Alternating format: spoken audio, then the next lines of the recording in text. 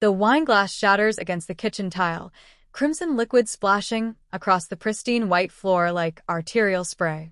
I stand frozen, my hand still curved in the shape of the stem that was there seconds ago. Eliza? Marcus calls from upstairs. Everything okay down there? I don't answer. Can't answer. My phone sits face up on the counter, the message notifications still glowing. 3 simple sentences that have just demolished 15 years of marriage. I can't do this anymore. He doesn't love you, Eliza. He never has. The timestamp shows it was sent 20 minutes ago. The sender is Dr. Vanessa Reed, my therapist of 6 years. 3 months earlier.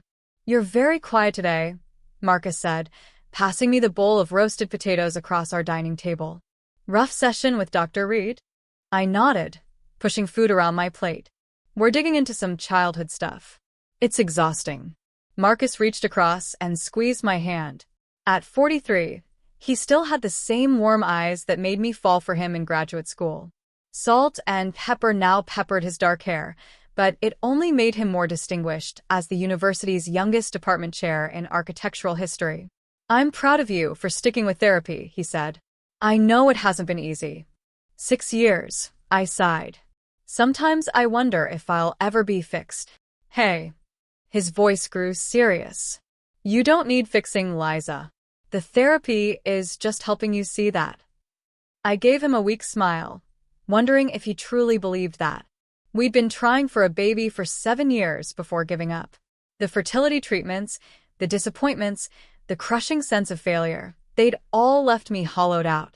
Dr. Reed had been my lifeline through the depression that followed.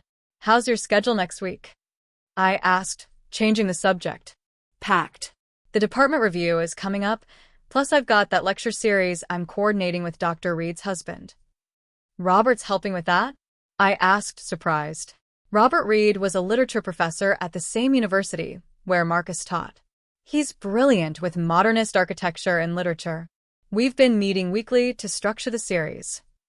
That's nice, I said, feeling a flicker of something I couldn't name. I didn't realize you two had gotten so close. Marcus shrugged. Academic collaboration. Though he did mention he might stop by Dr. Reed's office when I have my appointment next week. You're seeing Vanessa? I put my fork down. Since when? Just a couple of sessions. Marcus looked uncomfortable.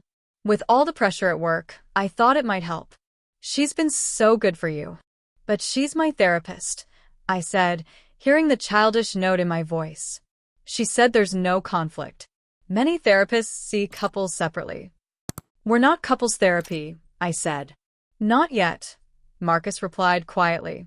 The words hung between us, heavy with implication. Vanessa Reed's office always smelled faintly of lavender. The walls were a calming sage green, decorated with abstract watercolors that she painted herself. I'd spent so many hours in this room that I knew every detail. The small chip in the corner of her desk, the way the right armchair squeaked if you shifted a certain way, the collection of smooth stones in a blue ceramic bowl. You seem distracted today, Eliza, Vanessa observed, tucking a strand of auburn hair behind her ear. At 41, she radiated a serene confidence I'd always envied. Marcus told me he started seeing you professionally.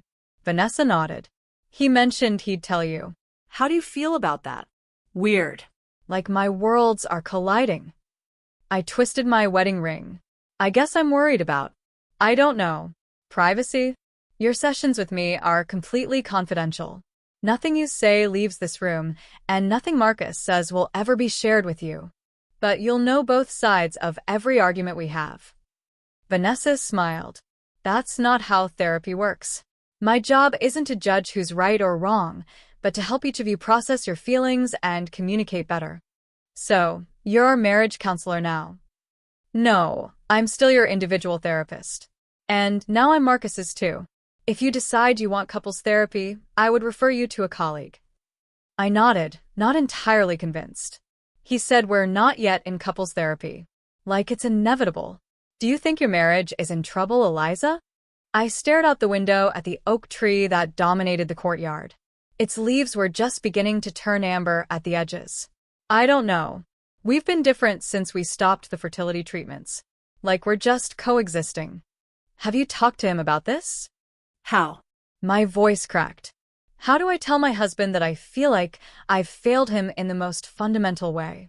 That every time I see him with our nieces and nephews, I want to disappear because I couldn't give him that. Oh, Eliza. Vanessa's voice softened. Have you considered that Marcus might be carrying his own guilt?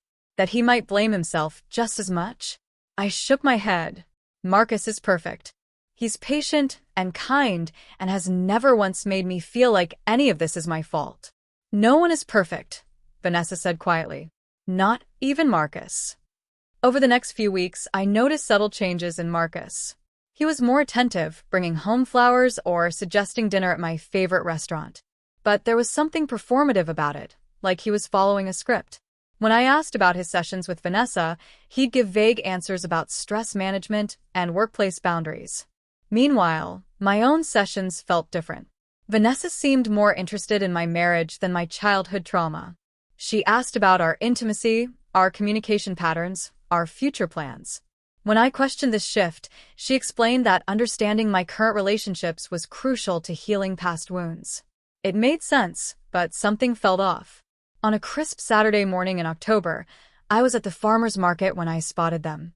Marcus and Vanessa sitting at a cafe across the street. They weren't touching, weren't doing anything inappropriate. Just talking intently, their faces animated. Something in their body language, the way they leaned toward each other, the familiarity of their gestures, sent a chill down my spine. I watched as Robert Reed joined them, kissing Vanessa's cheek before sitting down. The three of them looked like old friends, comfortable and connected in a way that excluded me entirely. I ducked behind a produce stand when Marcus glanced in my direction. My heart was pounding so hard I could feel it in my temples. What was happening? Was I paranoid, seeing threats where none existed? That night, I casually mentioned running into Robert at the market. Oh! Marcus barely looked up from his laptop. I didn't see him there. The lie slid from his lips so easily that I almost doubted what I'd seen. How well do you know the Reeds? I asked, keeping my voice neutral.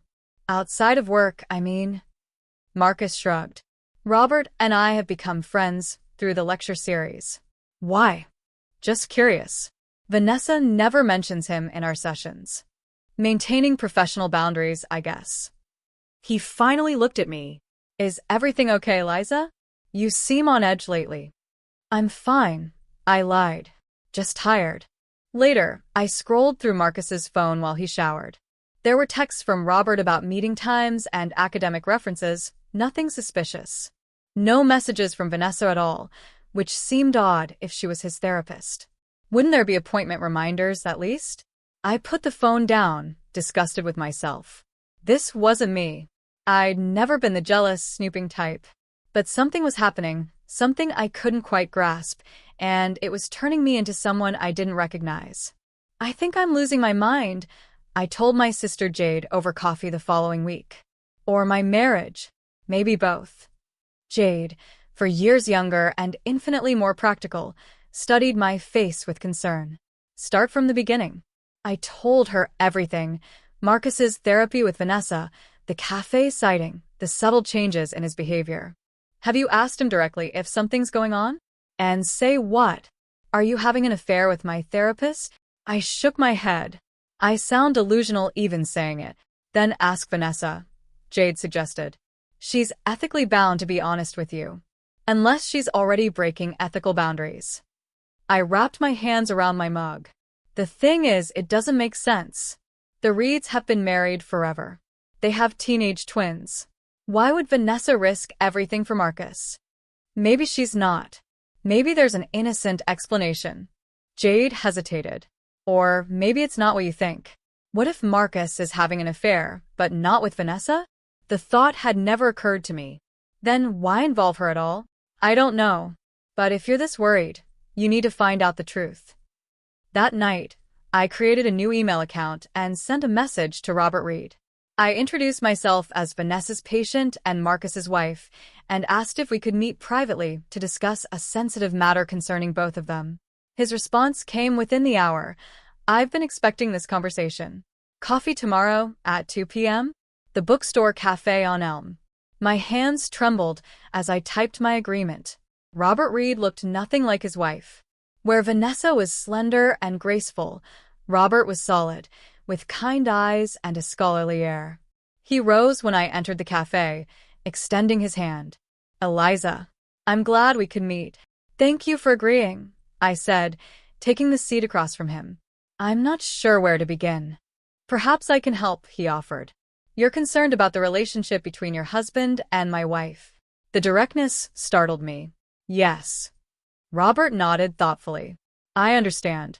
Their connection is complex. My stomach dropped. So there is something going on. Not in the way you might think. He paused, choosing his words carefully. Vanessa and I have an unconventional marriage. We love each other deeply, but we also allow each other certain freedoms. An open marriage, I said flatly. In a sense, though we're selective and transparent with each other. And Marcus is what? Vanessa's current selection? Robert's expression grew troubled. It's more complicated than that. Vanessa genuinely cares about her patients, about their growth and healing. Sometimes that caring becomes intensified. Are you saying she's done this before? Had affairs with her patients? Not affairs exactly. Connections. Vanessa believes in healing through relationship. It's unorthodox, certainly outside professional boundaries, but her heart is in the right place. I felt sick. And you're okay with this? I understand her intentions. He sighed. But in this case, I've become concerned. The dynamics with Marcus are different. More intense. How long has it been going on? The professional relationship began about 3 months ago. The personal dimension more recently. And you're telling me this because? Because I care about my wife, and I believe she's making a mistake that could hurt her career. And because you deserve to know the truth. I stared at him, incredulous. That's it? You're not upset that your wife is sleeping with my husband? I didn't say they were sleeping together, Robert replied carefully. And my feelings about their relationship are complicated. Well, mine aren't. This is my marriage, my life, she's interfering with. Robert leaned forward. Eliza, before you do anything, you should understand that Marcus came to Vanessa with specific concerns about your relationship. He feels... No. I cut him off. Don't you dare tell me what my husband supposedly feels based on what your wife told you. That's private. You're right. I apologize. He reached into his bag and pulled out a business card. This is the contact information for the State Licensing Board for Psychologists. If you choose to file a complaint against Vanessa, they'll investigate. I took the card, stunned by the turn in conversation. You'd support me reporting your wife? What Vanessa is doing is wrong, professionally and personally. I've tried to make her see that. His expression was pained. Sometimes we need external consequences to recognize our mistakes. As I left the cafe, my phone buzzed with a text from Marcus. Working late tonight. Don't wait up. I stared at the message, wondering how many other late nights had been spent with Vanessa. Then I called the number on Robert's card. The investigation moved quickly. Within 2 weeks, I'd given a formal statement, provided text messages and email evidence, and learned that 2 other former patients had filed similar complaints against Dr. Vanessa Reed in the past year. What I didn't do was confront Marcus. Instead, I watched him, his comings and goings, his distracted kisses, the way he checked his phone when he thought I wasn't looking. I noted the late meetings, the weekend work sessions, the sudden interest in his appearance. I cataloged every lie, every evasion, every moment of distance. And I waited. The morning it all came crashing down began like any other. Marcus left for the university after a hurried breakfast. I went to my job as a museum curator, sorted through emails, met with my team about the upcoming exhibition. At lunch, my phone rang with an unfamiliar number. Mrs. Gardner? This is Sharon Wilcox from the licensing board. I wanted to inform you that we've completed our initial investigation and have scheduled a formal hearing regarding Dr. Reed's license. We'll need you to testify.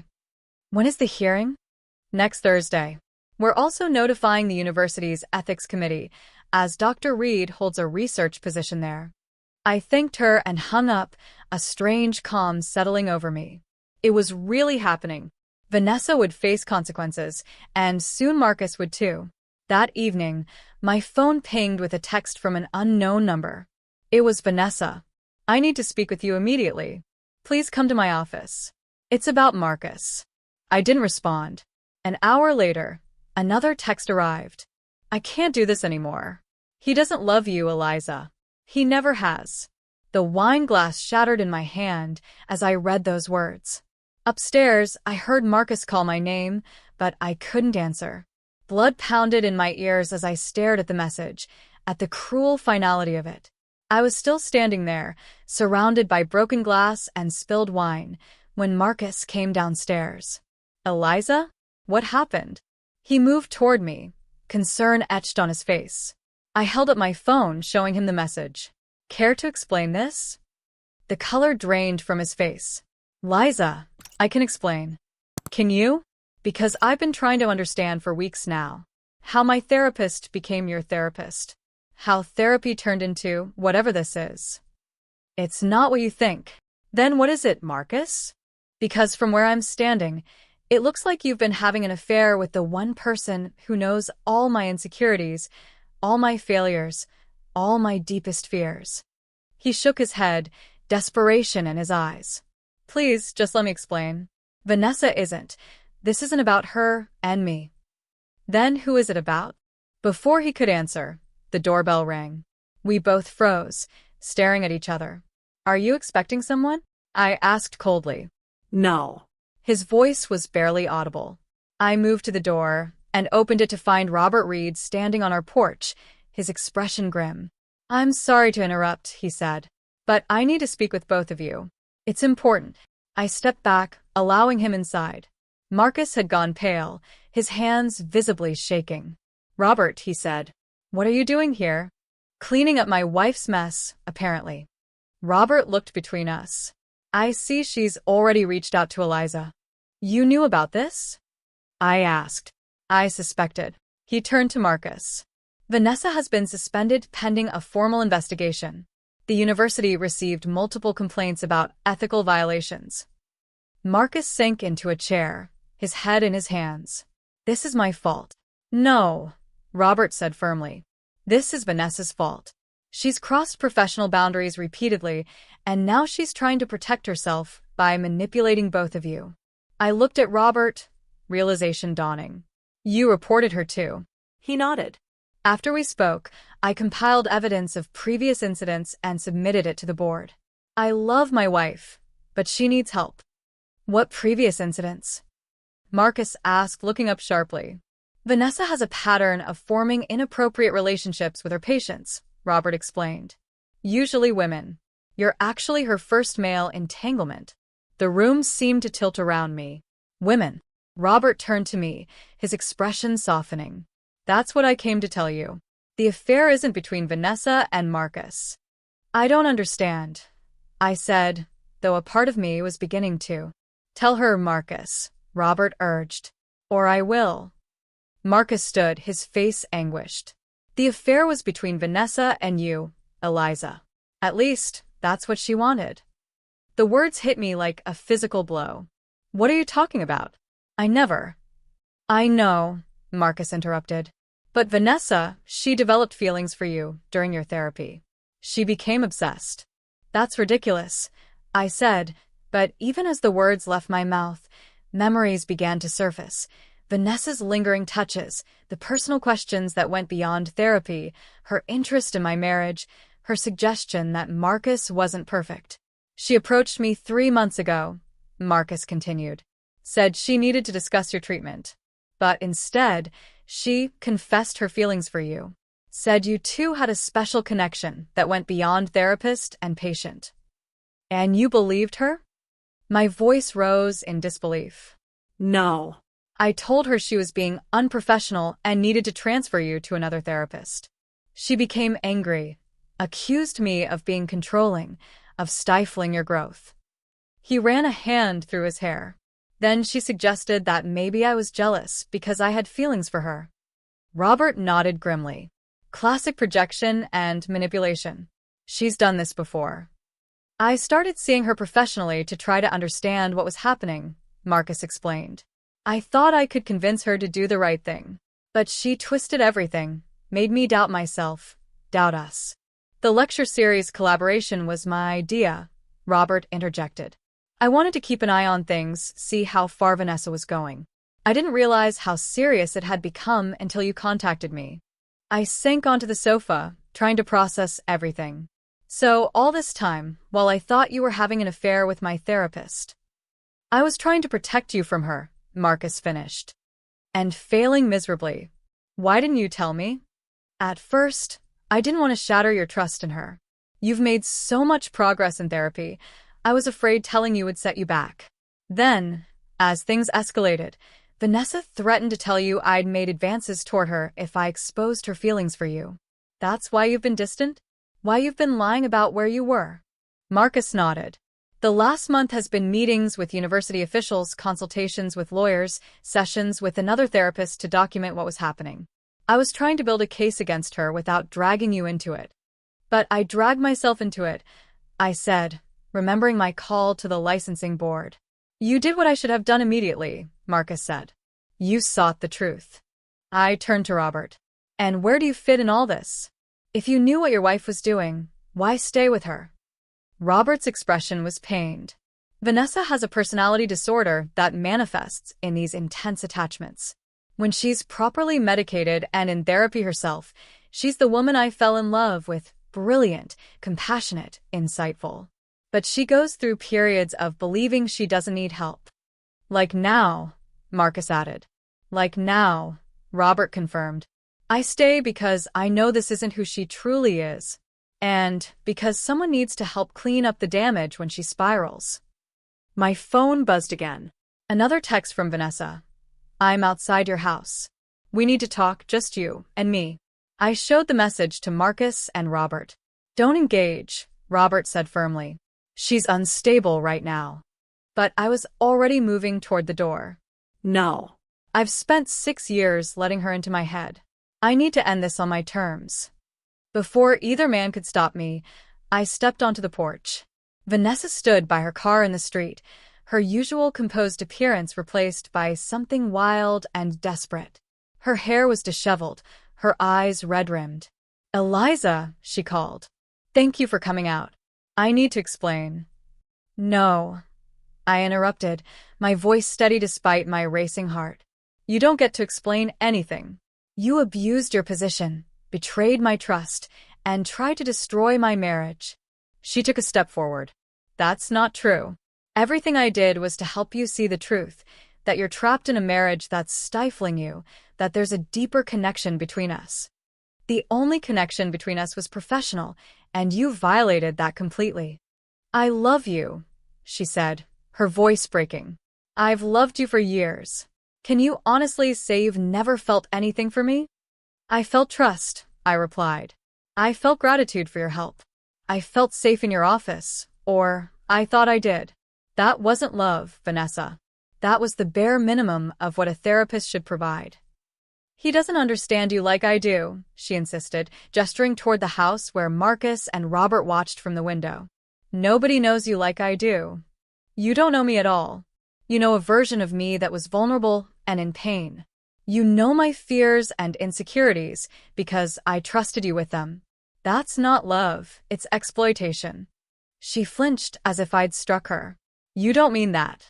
I've filed a formal complaint with the licensing board, I told her. So have others. You're going to lose your license and you deserve to. Others?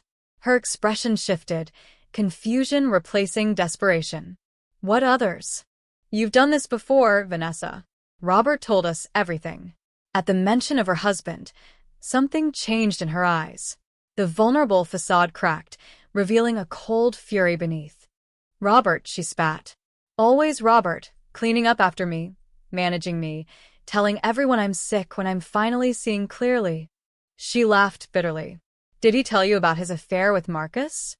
I went still. What? Oh, you didn't know? Her smile was cruel now. Ask them how many of those work meetings were just the two of them. Ask them why they're so desperate to discredit me. I turned to look at the window where the two men stood watching us intently. Something in their stance, their proximity to each other, made my stomach clench. "You're lying," I said, but uncertainty had crept into my voice. "Am I? Why do you think Robert gave you the licensing board number so readily? Why do you think Marcus never told you about my supposed obsession with you? They needed me out of the way." The front door opened and Robert stepped out. "That's enough, Vanessa." "Is it true?" I asked him. "You and Marcus?" Robert's expression was unreadable. "Vanessa is twisting things as usual. Yes, Marcus and I have become close, but how close?" I pressed. Before he could answer, Marcus appeared behind him. "Eliza, please come inside. Don't listen to her." "Answer me," I demanded. "Is Vanessa telling the truth? Are you having an affair with Robert?" The silence that followed was all the confirmation I needed. "How long?" My voice was barely a whisper now. 6 months, Marcus admitted, his eyes pleading. "But everything else we told you is true. Vanessa did become obsessed with you. She did threaten me." "And used it as convenient cover for your own deception," Vanessa interjected. "Such concerned husbands, protecting their wives from the predatory lesbian therapist." "Stop it, Vanessa," Robert said sharply. "Why should I? You've all but destroyed my career to protect your dirty little secret." She turned to me. "I did care for you, Eliza. More than I should have, yes, but genuinely. Can they say the same?" I looked between the three of them, my husband, his lover, my therapist, and felt a strange calm descend. "You've all been using me." "No," Marcus protested. "Liza, I love you. What happened with Robert, it doesn't change that. Doesn't it? You've been living a lie for months. You let me think I was crazy for suspecting something was wrong. You let me believe I was failing you somehow." "I was confused," he said. "I didn't know how to tell you. So, instead you constructed this elaborate scenario where my therapist was the villain?" I shook my head in disbelief. "The sad thing is, you were right about her. She is unethical. She did manipulate me. But so did you." I turned to Vanessa. "You should leave. The board hearing is next Thursday. I'll see you there." She hesitated, then nodded stiffly. "This isn't over, Robert." As she drove away, I faced the two men who had betrayed me in different but equally devastating ways. "I can't be here right now," I said. "I need time to think." "Where will you go?" Marcus asked, reaching for me. I stepped back from his touch. "Don't follow me. Either of you." I walked to my car and got in, my movements mechanical. Through the windshield, I watched as Robert placed a comforting hand on Marcus's shoulder. The intimacy of the gesture sent a fresh wave of pain through me. As I drove away, I realized that in trying to uncover one affair, I discovered something far more complicated, a web of deception, manipulation, and betrayal that had ensnared us all. The state licensing board revoked Vanessa Reed's psychology license 3 weeks later. The university terminated her research position the same day. I testified at the hearing, as did 2 other former patients and, surprisingly, Robert. He provided documentation of previous ethical complaints that had been settled privately, of Vanessa's mental health history, of her pattern of inappropriate attachments to patients. Marcus didn't attend. He had moved out of our house the day after the confrontation, taking only essential belongings. He was staying with Robert, a fact he shared via text along with repeated requests to meet and talk. I wasn't ready. Instead, I focused on reconstructing my life. I found a new therapist, a no-nonsense woman in her 60s who specialized in trauma and betrayal. I threw myself into work, curating a challenging new exhibition on hidden narratives in classical art. I reconnected with friends I'd neglected during my years of fertility treatments and depression. And I began to notice things, how the crushing weight of failure I'd carried had become lighter without Marcus's supposedly supportive presence, how I laughed more easily with friends, how decisions came more naturally when I wasn't second-guessing myself through the lens of my marriage. 3 months after that night on the porch, I agreed to meet Marcus at a neutral location, a cafe in a part of town neither of us frequented. He looked simultaneously better and worse than I expected, thinner, with dark circles under his eyes, but also somehow more at peace, less burdened. "Thank you for coming," he said as I sat down across from him. "I wasn't sure you would." "I almost didn't," I admitted. "But we need closure." He nodded. "How are you?" "I'm okay. Better than I expected to be, actually." "I'm glad." He hesitated. "I filed the divorce papers last week. Your lawyer should have them soon." "I know," she called me. We sat in silence for a moment, 15 years of shared history stretching between us, like a chasm. "I am sorry, Eliza," he finally said. "Not just for the affair, but for how I handled everything. You deserved better." "Yes, I did," I agreed. "But I'm not sure our marriage was giving either of us what we needed." He looked surprised. "What do you mean?" "I've had a lot of time to think. About us, about Vanessa, about everything." I took a sip of my coffee. For years, I believed I was broken because I couldn't have a baby. That I was failing you, failing us. I built my entire identity around that failure. "I never saw it that way," Marcus protested. "Maybe not consciously. But you reinforced it in subtle ways, your patience, your understanding, the way you'd say I didn't need fixing, while sending me back to therapy week after week." He flinched. "That's not fair." "Isn't it? You constructed a narrative where you were the supportive husband standing by his damaged wife. It made you feel good, noble, and it kept you from facing your own issues." "Like my sexuality," he said quietly. I nodded. "Among other things." "I didn't know," he said. "About being attracted to men, I mean. Or I didn't let myself know. Until Robert." "I believe you. But that doesn't excuse the deception." "No, it doesn't." He looked down at his hands. "For what it's worth, Vanessa really was obsessed with you. That wasn't a fabrication." "I know. My new therapist helped me recognize the signs I missed." I paused. "Have you heard from her?" "Robert has. She's in a treatment facility in Arizona. Apparently, she's responding well to therapy." "Good. I hope she gets the help she needs." Marcus studied my face. "You don't hate her?" "I did, at first. But now I mostly feel pity. And gratitude, in a strange way." "Gratitude?" "If she hadn't become obsessed with me, if she hadn't sent that text, I might still be in a marriage that wasn't serving either of us. I might still believe I was fundamentally flawed." "You never were," Marcus said softly. "Flawed, I mean.